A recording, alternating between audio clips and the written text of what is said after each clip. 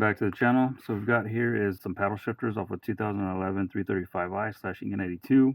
In this video, what I'm going to show you is how to fix an issue that you might be having with your paddle shifters. I'll give you an example. So in this one, we've got a paddle shifter that has some good spring on it. As you can see, the housing isn't loose or anything like that. Functions, everything is fine. This is the left side, of course. The right side of my particular vehicle, however, as you can see, the paddle shifter is starting to separate from the plastic a little bit. So while it does function, it has some spring in it, it is moving a little bit too far towards like the odometer. Problem with that, of course, is you've got the windshield wipers right here. So as it starts to spread towards the windshield wiper knob, could make contact if it gets any looser as you're turning the wheel. So what I don't want is I don't want it getting caught on the wheel as I'm driving, and it could be a problem. Just into that and the fact that it's annoying, and we want it to function right. So I'm going to show you guys how to fix that. In order to fix this, as I found, is you got to buy a complete set of new paddle shifters. You can find these on eBay. I'll throw a part number to what I found down below for this particular vehicle. I know it works on other vehicles as well, so do a little bit of research. But if yours is a 2011 335, definitely should work. Should also work for E90s as well, I believe. Anyhow, getting back to the problem at hand. So what we're going to do is we're going to take this apart, and I'm going to show you guys what the problem is here. To take off this little nut right here, we're going to use a T20 Torx. See if I can zoom in on that.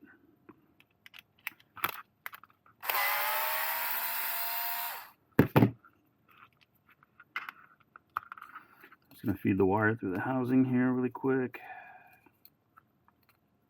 Move that over to the side.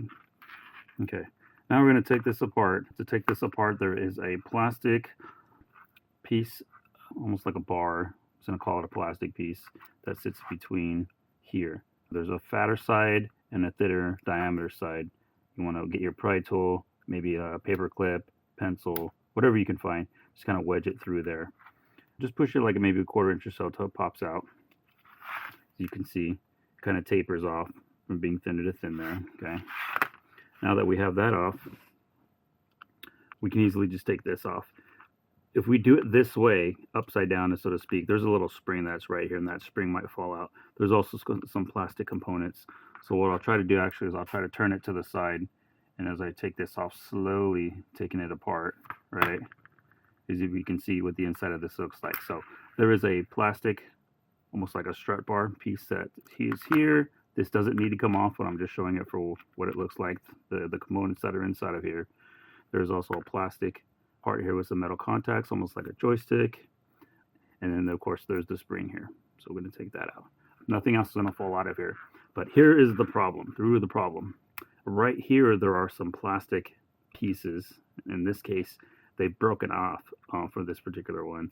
I'm going to show you what it looks like on a good component here, because I do have one right there. But I want to show you guys this is what it looks like for the broken side.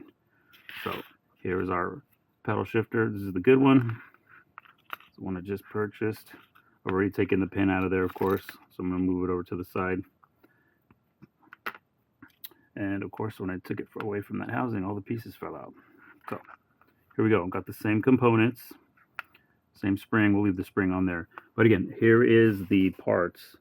As you can see, this one is nice and intact, and it doesn't look like they can come off very easily either. So how they got broken on this particular one is beyond me. But anyhow, these are the pieces that help this housing stay intact on that paddle shifter. Okay, so we're going to do is swap this out by putting everything back together. This little strap bar has some numbering on it. Honestly, doesn't matter which way it goes. It can go either that way or flipping it around and going the other way. It doesn't matter which way.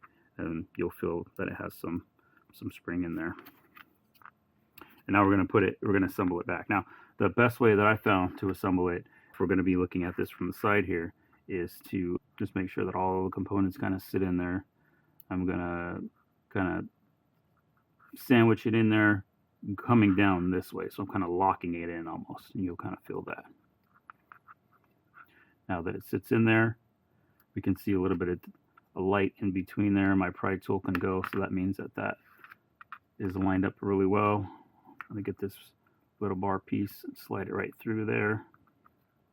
I realize that this bar piece is from the old part, but again, all the parts are the same, so it really doesn't matter. And there we go. Now it's fixed. It's got that spring back in there, and again, that little those two little plastic notches that sit on top of these. They almost look like hooks. Those were the root of the problem. So this one is now fixed. So I'm just gonna put this housing back on here, fit it through the wire, put it back onto the vehicle, and we should be ready to go.